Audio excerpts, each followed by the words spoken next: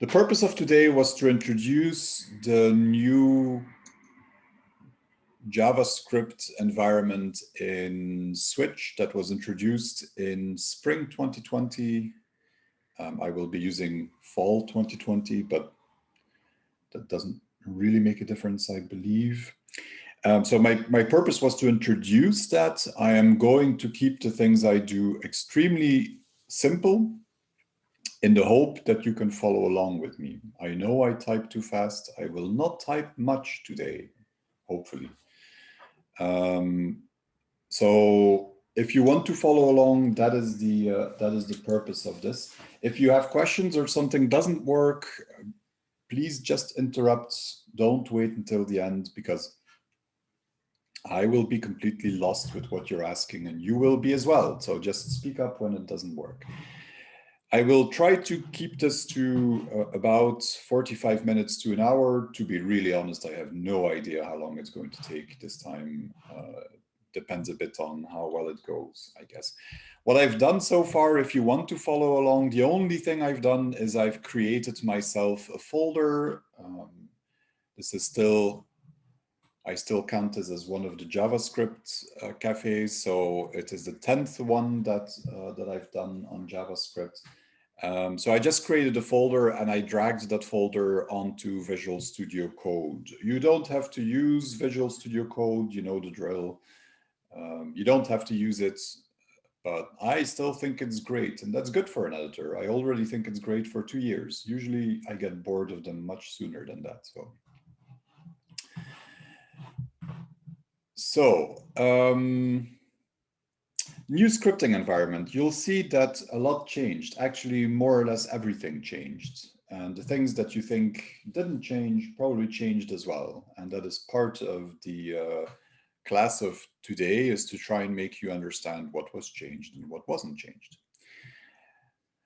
So how do you get started? Well, first of all, there is documentation on all of this. If you go to the Enfocus support side under manuals, there is a completely new manual for Switch Fall 2020. The scripting environment, you actually have two, so you have to make sure that you get the correct one. There is a manual for the legacy environment, and there is a manual for the Node.js based new environment. So if you want to learn about this, you have to make sure that you pick the right manual. If you go into Switch Scripter and you go to documentation, then you by default end up in the Node.js manual. So that's another way of doing it. If you would read that, you would see that there is a tool that Enfocus provides, and it is called, if I remember correctly, Switch Script Tool. And if you install Switch and the scripting environment, then it should be added automatically to your path, which means you can just run it. And if you run it without anything else, it will tell you what it can do. Most of these things at this point are not very interesting for us. What is interesting is the middle one, create, because that allows you to create a new project. And to be honest, I've done that once, and then after that, I have copied the project that I created if I want to make something else, which seems to be easier to me. You have to know what to change if you do that. But if you want to start from scratch, then you can use this create command. And that is how we are going to get started. We're going to, where do I put this? We're going to start a new project with the Switch script tool. So you use that, and then we are going to take the create command. And you need to give it some parameters, and the parameters are quite important.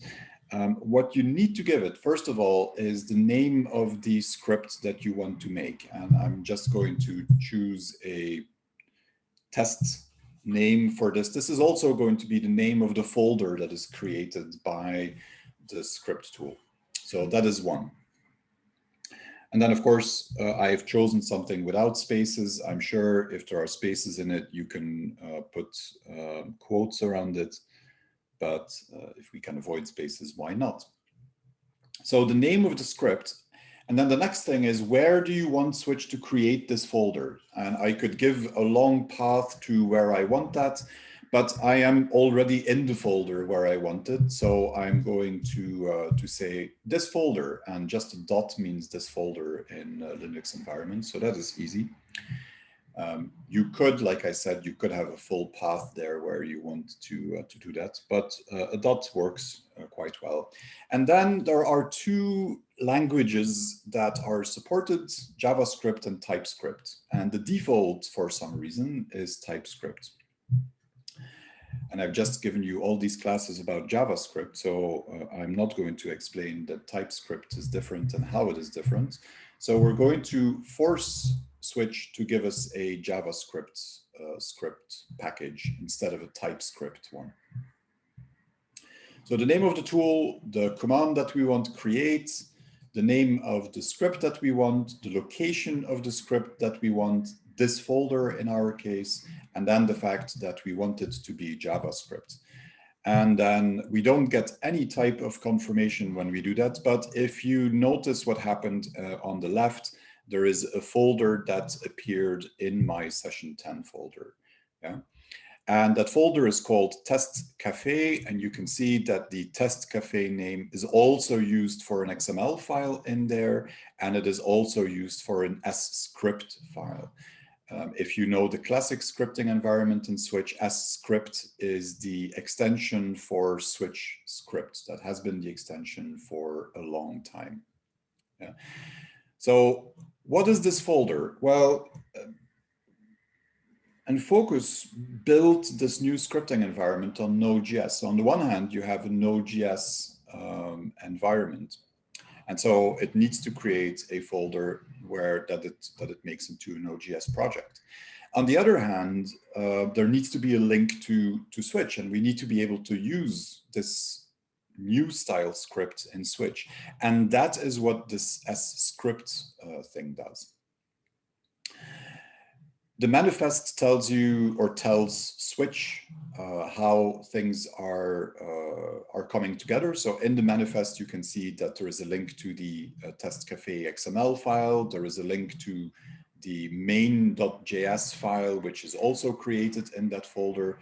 So that's kind of a summary of what this folder is. If you would want to skip the create step and you want to just take this Test Café and copy it onto something else to make a new script, then you will need to make sure that in the manifest, you also modify the names and the locations of these things so that it finds everything. If you would change the main.js, same thing. Yeah. But there are other ways of doing that as well. But okay, so we ran this and it gave us a folder. Now, this is a folder, but it's not a proper Node.js project yet. We don't have a package.json file. We don't have a folder with Node.js plugins in it, and so on and so on. So what we can do still in the terminal is I can go to that folder that I just created, Test Café. And then let's make sure that we are where we think we are. So we can see our main.js file and the manifest and so on. So this is the right spot. And then I can say npm init. You could use this y parameter to make it more quick, but you can just as well just step through all the questions and then say, okay. And that creates a package.json file for me. Yeah. And that package.json file means that we're now looking at a Node.js folder. And if I wanted now to install an additional package to work with, then I could do that without any problem. So on that side, we are fine. But the question then becomes, how do I set up connections so that Switch knows how many input and output folders there are? How do I define script properties and all of that stuff? Well, you used to do these things in the Switch scripter application. And actually today you can still do that in the Switch scripter application. So if I open that folder that was created in Finder, and I double click on that testcafe.s script file, that opens up, and let me move this a little bit so that we have a better view here. So that opens that up in the Switch scripter application. And here we are back where we were before. For some reason, and I don't know whether that's everywhere or just on my system, but it keeps losing the script declaration when it opens up this thing. So you have to go to View and then Declaration, and then you have exactly the same thing as what you would have when you create a classic script. Flow element properties, outgoing connection properties. I have the properties of my script itself. And now I can use Switch Scripter to modify and customize how my script is supposed to work in Switch. Yeah, and so we could start by setting up a proper name, whatever you want to call that. How is it going to be called in Switch? I'm going to use something that renames a job as it goes through. So let's just call this add, I think I add the prefix, add prefix. And then what you will see is that where the property legacy is, that is set to no, of course, because this is a new style script. So the Switch script tool automatically set this to no, which means a new script. And then I also have the path to the main JS file here, and I could even modify it here as well. Version, keywords, tooltip, icon, all of these things behave exactly the same as in the old environment. And then the incoming connections and outgoing connections is also the case. So I'm just going to switch this one to one outgoing connection required. So one ingoing, one outgoing connection. And everything else for now, I'm just going to leave. You could also change the execution mode. You can do all kinds of stuff, but we don't need to really do that at the moment. We're just going to be happy with what we get here. There. Now, we're going to make it a little bit more complex because I do want to show some stuff in this new environment. So I want to show what happens when we create a flow element property as well. So we're going to give our script a property, and I said I was going to add a prefix. So we'll call that tag prefix, and the name that is going to show up in Switch should be prefix, I guess. And is there something else we need to add just to show you that we can? I'm going to say single line with variables and script expression, which is fun. And that's it. So I'm, well, I could have a default, I guess, for this prefix. So I defined the property as well. Again, let's save this, and I can actually close this afterwards. So what do we have here? Well, we have something that is more or less empty. It was created automatically. It has a function in it, but nothing else. So we don't have any code in there. But we did have an script file, and we configured the script file. So that means that we can already go to Switch. And in Switch, I have just a test flow. So I can create a folder. We're going to call that inputs. And if we make an output folder, we also make an input folder, then we also make an output. And we're supposed to have rules at 4Ps about making these things. So I will follow my own rules, and I will make this one blue and this one green. It's all about having OCD. So we want to write a script. If this would be an old style script, I would drag a script element on my canvas and then assign it to the script file that I have. And in the new style environment, that's actually completely identical. So I drag a script element on there, and the property where it says script package, I can pick my script package, that test Café script script file that lives in that script folder here. And that's the one I'm going to select. And then what you can see is that my prefix property appears, and it has a default of penguins, and I could now use variables and define a script expression, which will be an old style script expression, by the way, just to make things complex. But I can now also add connections, because now Switch knows what this script is. So it knows that there is supposed to be an input connection and one output connection, so it can do all of that. And if I run this, that will actually work. Yeah, I have an input and an output folder. I could pick up a folder or a file and drop that in there. And then we would hope that something happens. And of course, nothing is going to happen. Why not? Well,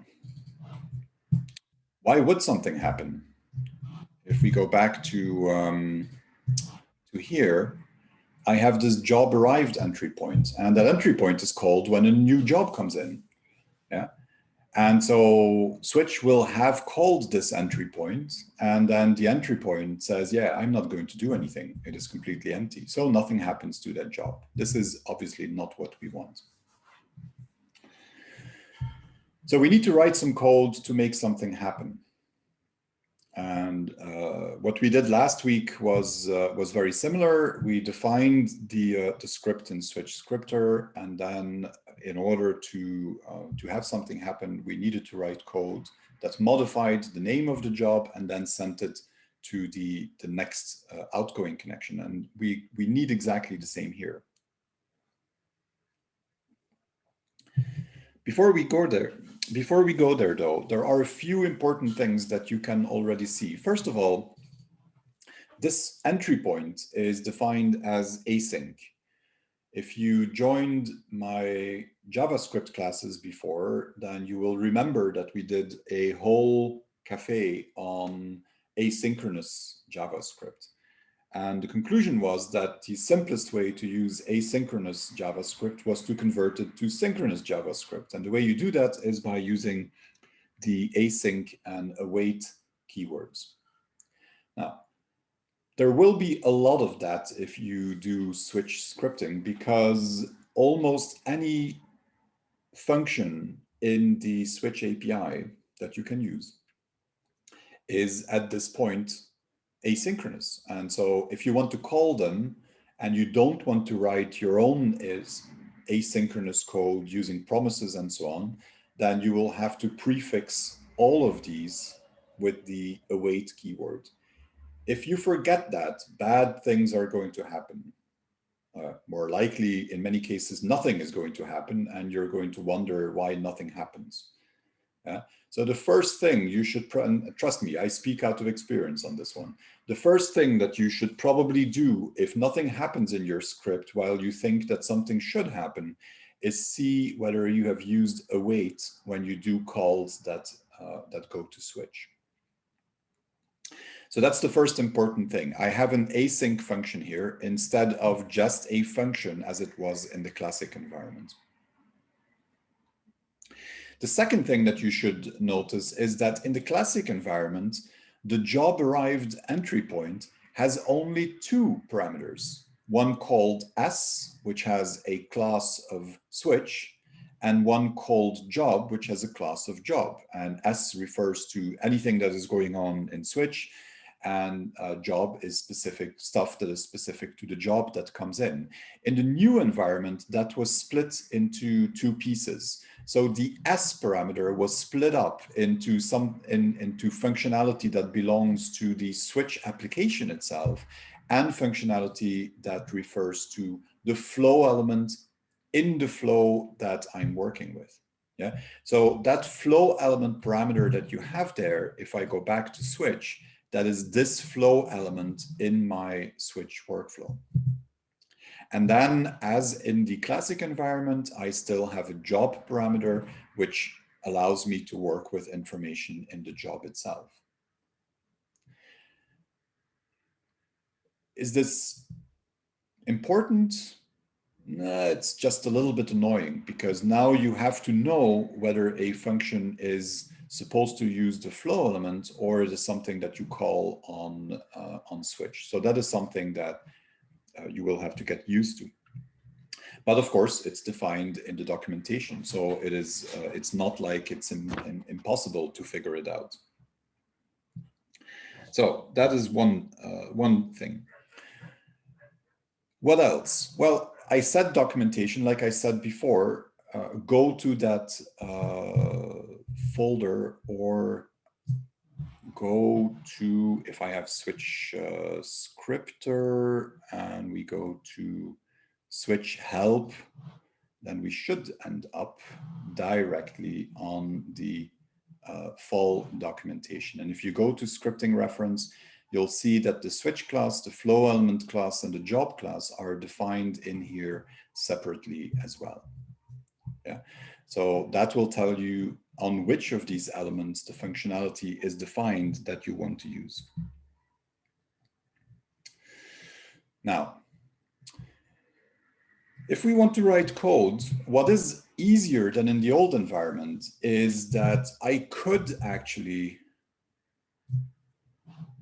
just activate this. And if I change the code in Visual Studio Code here, and then I throw a new job in there, then I will get the changes that happen. As long as you don't change the definition of the flow element, in most cases, you can leave the flow running and modify your code and throw in a new file or retry something that gave an error, and then Switch will pick up the latest version of what it encountered there. You can also do debugging. I am not going to go into that now because it takes a little bit too long for this class, but you can do debugging as well. Yeah. The downside is that where before, if I went to switch scripter, I could go to the fixture part, which was the testing part, as we saw 2 weeks ago.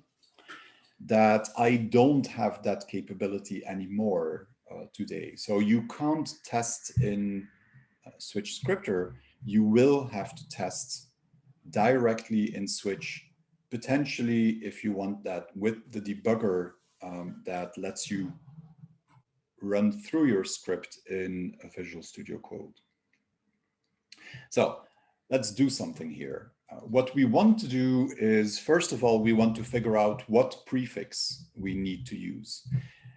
That prefix is a property of my flow element. So logically, the function that I am going to need is a function on the flow element.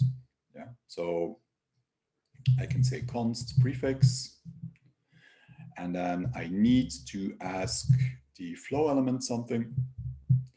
And what do I need to ask? Well, that used to be get property value or something like that, if I'm not mistaken, in the classic environment. It is called a little bit differently here. Get property string value. Yeah. So be ready to have the documentation open if you start using this, because there are quite a few cases where the name of a function changes slightly, and what you think it is not what it actually is. So in this case, it gets property string value. And then what do I want? I think I was smart enough to just call that tag prefix. And that should be it, right? No. Gets property string value is an asynchronous method. So if I want to use it and I also want to have something in that prefix, I need to say await. What happens if you don't do that? Well, if you followed that horrible Café about asynchronous programming, then you should know this function actually returns a promise, and a promise is a JavaScript object that can be in 3 different states. waiting and then successful and rejected. But the point is, you're not getting a string that you then can add to your job name. You're getting a promise. And what good is a promise? None. I need to get the real answer, which is the string. So you need to put a wait there. And as I said, this is the same with almost any call that you can do in the Switch API. Almost any case where you ask Switch to get information, you will be dealing with asynchronous functions and you will have to use await.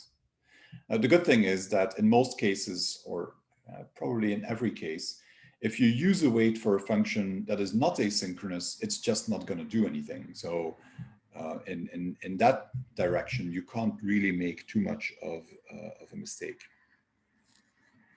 Now, this gives us our prefix. It still doesn't give us the name of the job that we want. We want the prefix plus the current name of the job. How do we get that? Well, that would be, let's just call that as well. Let's call it job name. And what is that? It's a property of the job object in this case. And again, if you think that you're going to get smart because you already know how this works from the classic environment, I would suggest you read the documentation, because here as well there is a change. In the old days, this makes me sound very, very old, but in the old days, you could say get name, or you could say get name proper, and get name proper would give me the name of the job without the extension. The signature of that function has changed. It is now just called get name. There is no get name proper. It is just called get name. And there is a parameter that lets you specify whether you want the extension or not. And I believe if I don't do anything, I will get the extension. But if I want to make sure, I can just add true in there as well. Yeah. So get name will give me a with that true parameter will give me the full name for the job, including the extension. Of course, it will only do so if you add a wait at the beginning, or otherwise I'm going to get a promise again. You can see that there is a pattern there, and trust me, I can say this as many times as I want now, and you're still going to do it wrong. And if you don't, then you're smarter than I am. Or you pay more attention, that is also possible. So the last bit here, we've done the two things that we want. Basically, we just want to take prefix and then we want to put it together. So we could make that explicit and we could say new name equals prefix plus job name. And now we have the new name that we want to use for this outgoing job. How do you send a job to the next bit here? Well, that is job.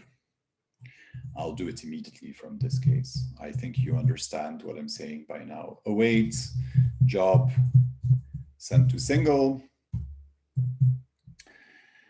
And then I'm going to just use the new name in there. And now it becomes a little bit important. When I said that you should read the documentation, what you should understand is that you should not just read the documentation to figure out what the new name of a function is. You should actually, if you're used to writing classic script code, legacy script code in Switch, you should really read also the explanation of these functions, because send to single, well, first of all, it has a different signature. The old, the legacy code would require me to pass the path to the file that I want to send and optionally a new name. Yeah. In the new environment, I can't select a file. Yeah, I can't select a path. It is always going to send the file that belongs to that particular job. So that is not just a simple change from in the name of things or in the way that that you pass the parameters. This is actually a real change in the behavior of that send to single function. And it goes even further than that. It is not just that I don't provide a path and that it is always the file that came in, that file or folder that came in, that is going to send along. No, the switch documentation will tell you that you can use send to single only once on job. So I cannot use this to send it to 2 different output connections, for example. I also cannot use it to create a temporary file and then send that temporary file to the next bit. If I want to do things like that, there is a new concept, and that new concept is to create new jobs. And I don't know if I have the documentation still open. I have. So if you would go to job and we would look at routing, then this will have the whole explanation. Yeah. So for example, only one send-to method is allowed. Yeah. And it will also tell you, and I don't know whether they are here or somewhere else, but there should be an example somewhere. No. Where is it? Here, creating a child job. So the new way of doing things, if you want to send a job to 2 outgoing connections, for example, would be that you create a child job, and then with that child job can be sent to somewhere else. Or I can write a file in a temporary location, and then that file or that temporary file can be sent to the next stage in the workflow. But I would also have to say create child and then send that to where I want. So it is not just the naming of the functions that differs. It is not just the parameters that they get, but in some cases, it is the complete logic that changes. And that is something that, especially if you have experience with a legacy environment, that you have to get used to. And you have to figure out what the correct way of doing things is. And it is not always going to be the same as it was in the past. Okay, so what do? We get our prefix, we get the name of the job, we add both together, and then we say send it on to the next stage. Yeah. And that should actually be sufficient. So if I make sure that I save that and I go to switch, and we're just going to restart it, and then hopefully, if we did everything correctly, but this is a demo, so who knows? But no, it takes what I gave it here as a property in my script, and it has used that as a prefix on that job that was moved from one to the other. Yeah. And like I said, if I now want to make a change, and we can actually see if it wants to listen to me. So if I would say, I'm not just going to add a prefix, I'm also going to add some more underscores in the middle just to have a difference. So I'm just making a change, saving that here. And now we'll see if I take a file or a job again and I process it through here, you can see that it saw my modifications that I did. And this is, of course, this is really, really nice. It means that you don't have to restart the workflow every time.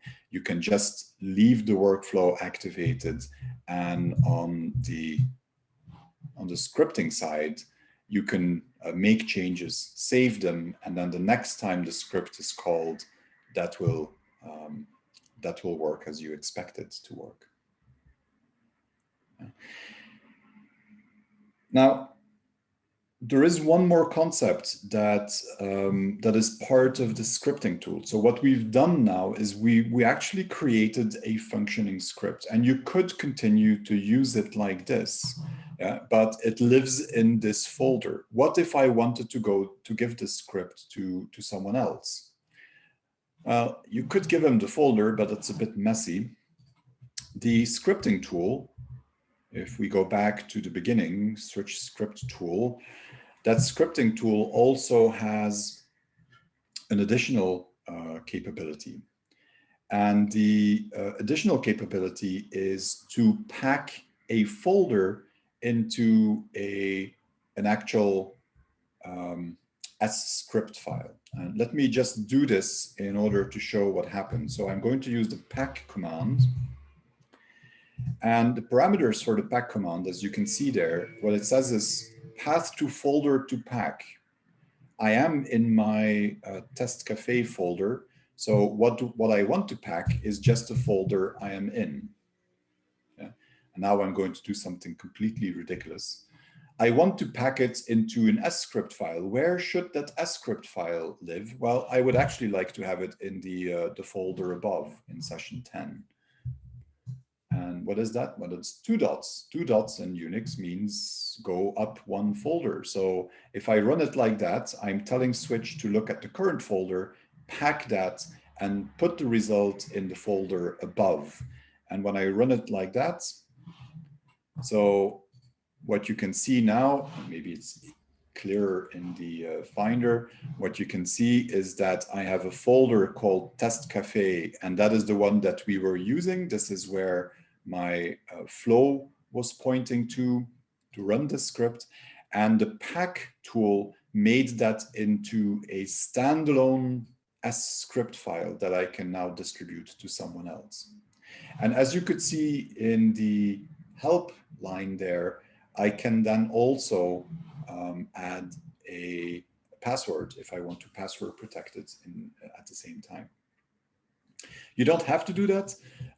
I can still open this thing here, and it still has all of the properties and so on that I can now modify. So I could now set the password protected to yes, and then specify a password here. But of course, it is easier to just specify the password on the command line while you are packing. And that would give you, and this is how I normally use it now when I prepare Switch apps, for example. I have a folder that is a real script folder. This script file is what I'm using for testing in Switch. And then when it's ready, I use the pack command to pack it into an script file, password protected. And then the only thing you need to do is the additional work to make it into an app. And if you're smart about it, remember from these cafes on Node.js that in package.json, you have scripts, you have the ability to have scripts. There is nothing that stops me from saying I'm going to make a pack script. And what is that? Well, it's going to be switch script tool. And then the parameter was pack, and it is where I am, and it is the folder above. And it's a JSON file, so I need a comma there now, but there. That gives me a pack command. So if I now say, so if I'm in my test cafe folder, I can say npm run pack. So the node manager run a script. Which script? The script that is named pack, and it will look in my package.json to find it. If I did that correctly, it will pack it for me. Yeah. So if you're smart about it, you don't have to remember how to use this switch script tool. You just create a command in your package.json. And the advantage, of course, is that I could now add, I thought it was a password parameter. I can add the, yeah, that's not going to work, is it? Like that. So whatever password I want to put in there, on that same line. And that would mean that each time I call pack, it generates a separate script for me, and that script would also be password protected with the password that I have here. Which makes it a little bit quicker to do. And quicker, and mostly you don't have to remember the language for the Switch scripting tool. Okay, so let me see what I still wanted to say. I'm going to be reasonably on time. That is good. So if there are questions, don't hesitate. I think I already said quite a few important things, and one of them is the fact that did I do something wrong here? I think I did. I think I should have saved that, and I didn't. Anyway, what I already said is that a lot of the functions are different. And so it is important that you go to the documentation and look at what these functions do, not just the signature, not just whether they are now flow element or job, but also what they do. What is also important, and actually there is, and I should point that out, there is something that says differences between the legacy and the Node.js based stuff. And that will tell you a whole lot of the key differences. And it also has a mapping table between the old style legacy call and the new style. What is important, and it is probably important to run this pretty carefully before you start writing, is that there are things missing. Yeah? Some of them are minor, some of them are actually quite big, as far as I'm concerned. Yeah. What is missing? Well, to give you an example, if you write a script, a legacy script, and you use the webhook entry point, so you have entry points that are called on certain locations, and you have a list here of all the entry points, you'll find that the webhook entry points are not there. They are not supported at this moment. So if you want to write a switch script that is called by an external service through a webhook, then you're not going to be doing it in the Node.js based scripting environment because it's not possible at the moment. There are also very annoying small things. And I will give you an example if I find it here. Yes. This is a function that you will know, this log function. Yeah, this writes to the switch log.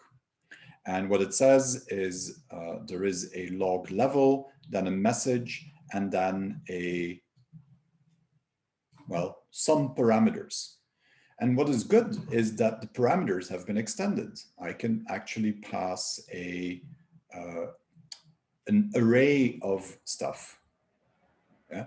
So I can have 10 different parameters and then specify them as a %1, 2, 3, 4, and so on in the message, which was more difficult in the legacy environment.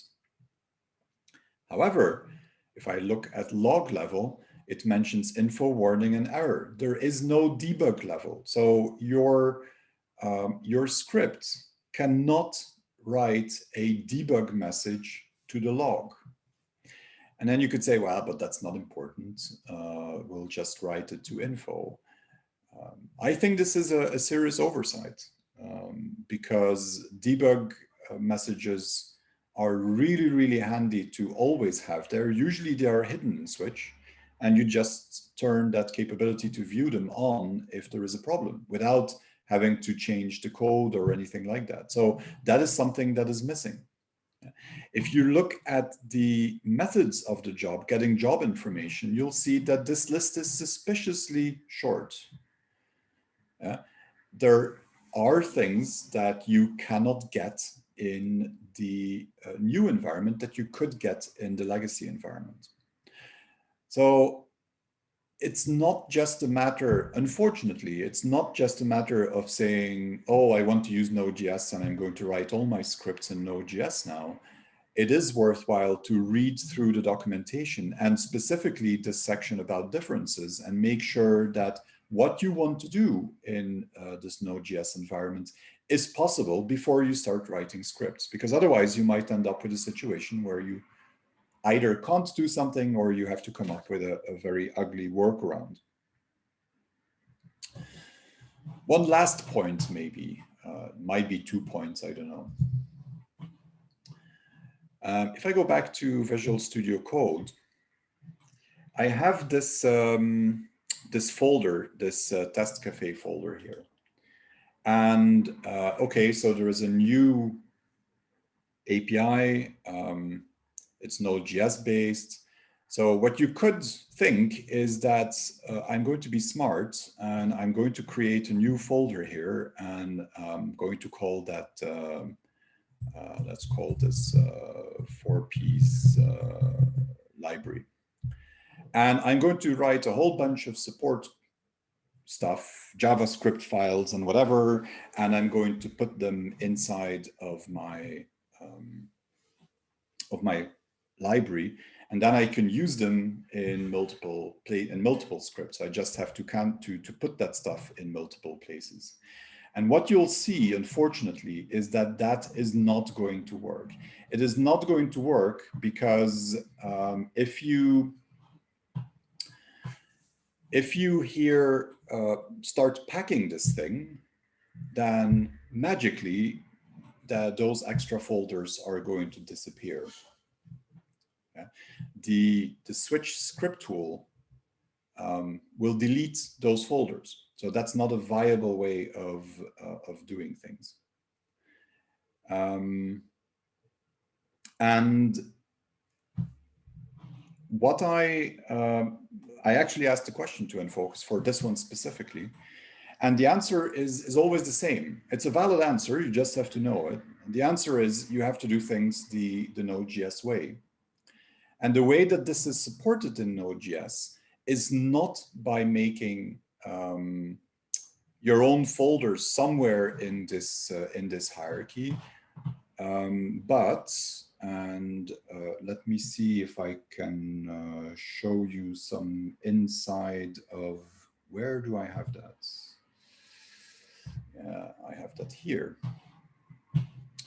So let me show you something forbidden here. If I would go to here, this is some scripts that we have written and are not ready yet. But what you will see is that in here, in the node modules folder, there is a 4-piece folder, and in there are 2 subfolders. Each of these subfolders is an NPM module. So instead of making your own folder at the highest level here and put your code in there, doing it the Node.js way means that you would have to write, if you want to do it really well, you would have to write an NPM module. And the reason that this looks a little bit weird and is in a 4-piece folder is because what I've created here is a private NPM module. So it's a module that can only be used by people inside a 4-piece. That makes sense. Yeah. And in that module, this is just a Node.js project again. So here you can have all of your support code. You can have the documentation for that support code, and so on and so on. You can publish that to NPM in a hidden way. So again, only we can see it.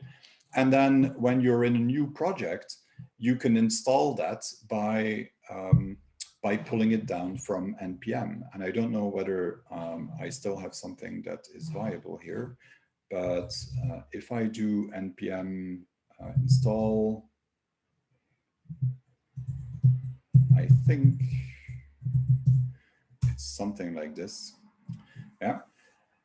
because of course I'm logged in to that NPM account, that will pull down the code, but it will put that code not at the highest level. It will put it in the node modules folder, and the script tool will honor that without any problem. So that would be the proper way to do that. The other thing that you could wonder is how to replace some of the legacy stuff. Again, if you start looking at the differences, then you'll find some glaring holes of stuff that is really very useful, but is not there. And the first example I ran into was temporary files. There is no way there is no API, no switch API to get a temporary file path as there is in the legacy code. So if I want to write out a file and then send it to the next stage in the workflow, then I don't really have a way to do that in the API. I can't ask Switch for a temporary path. So in that case, the answer would be exactly the same as what I did here. The answer would be, oh, but then you need to look at what Node.js can offer in terms of that. And there are a number of modules that deal with stuff like that. So I could do npm install temp, for example. Temp is one of them. There are at least two and maybe even more good contenders, but temp is one such module, and temp gives you the same functionalities as you had in the legacy Switch API around temporary files, and actually a few things more. Yeah, but that is a mind change perhaps that you have to, or a mindset change that you have to go through, is that, of course, you could be really annoyed by the fact that some things are not supported. And trust me, I am about some things because it is difficult in some cases. On the other hand, in a lot of cases, there is good Node.js support for what you want to do. You will just need to figure out what the best way to do it is. And that might require some research, but it might also give you a lot of additional benefits once you have figured it out, because these modules are often much, much more powerful than what a simple Switch API call could do.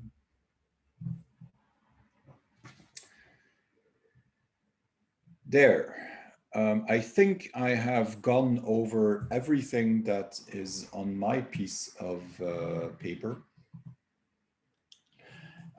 So if there are any questions, please speak up. I will have a look at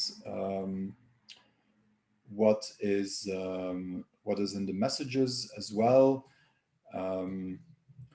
So one remark from Robert is that if you have a correctly configured linter, which is what I have here with ESLint, for example, then it will inform you about if you do something wrong with async await. And this ESLint also does so in general. However, unfortunately, maybe I need to try your tool as well, because I have found a few cases where ESLint says, oh, it's not going to make a difference here. And it actually does make a difference. So maybe it's time for a new linting tool. That's something to look at. The other Roberts, we have at least two, wanted to promote TypeScript. I understand you, Robert. I just feel that as I've gone through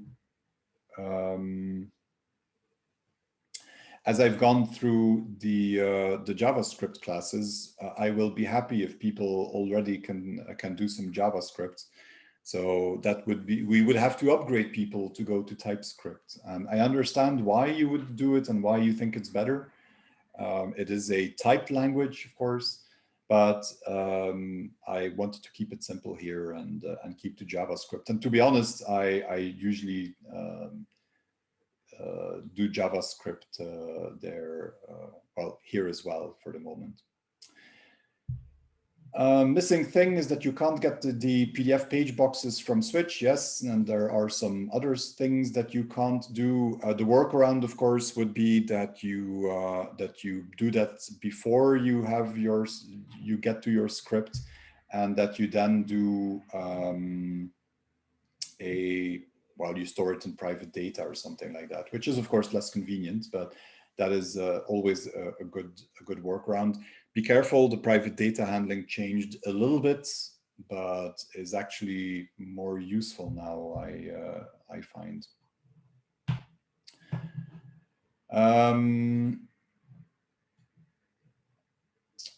What's more? Be careful with native NPM modules. That's a good point. I hadn't even considered that. So many NPM modules, will run both on Mac and Windows, but there are modules that require platform-specific components, and in that case, you have to be a little bit careful with that, because there is no good way to have both the Mac and the Windows version packed into a single script. About the debugging, there is a remark here that Dwight did a showcase of it in the virtual Safari that Enfocus did last summer. I know what you did last summer. And so go check it out there. As I said, and I think I was right, we're now at 1 hour, so it would have been, if we wanted to do it usefully, it would have taken even more time now. But so go look up the Enfocus Virtual Safari recordings, look for Dwight's session on debugging is there. I agree that it's awesome that you can actually debug and you're not restricted to writing things to the switch log if something goes. And then the last remark that I see in here is there are NPM modules to get PDF boxes and so on. Yes, I just want to add one caution about using NPM modules as well. You better do your research before you use them. NPM modules are just like any other bits of software. You have things that are really good and you have things that perhaps are not so good. There is also a difference in how well they are maintained, how frequently they are used, how frequently they are updated and issues are corrected. So it is definitely interesting to look at NPM modules to do things, and it is one of the main reasons why you would want to use this Node.js environment and not the legacy environment. Yeah, but be careful in selecting modules. You should really treat it as any other piece of software that you're interested in. Look at what is available, maybe read some reviews about it. If you look at the NPM website, you can find information there about how many people have downloaded this, are using it, when the last time it was updated was, who is maintaining it, and so on. So do your homework a little bit. The difference between a good NPM module and a bad one can be quite significant. Yeah. So don't think that all of them are good. If you are going to use them, do your research.